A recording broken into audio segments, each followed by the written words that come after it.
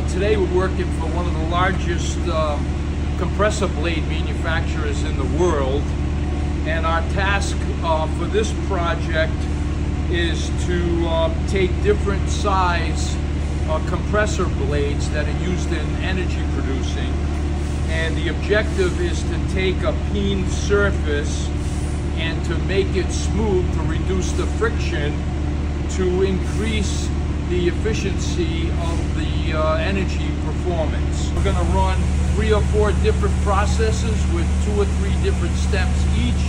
First one. Here's the first step running today. A little noisy, but we're doing our first test process.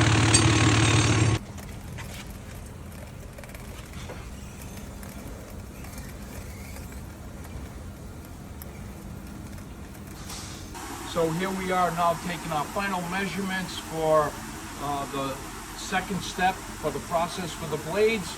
We're going to give the customer 3 different options for the final finishing project for us to come to a conclusion.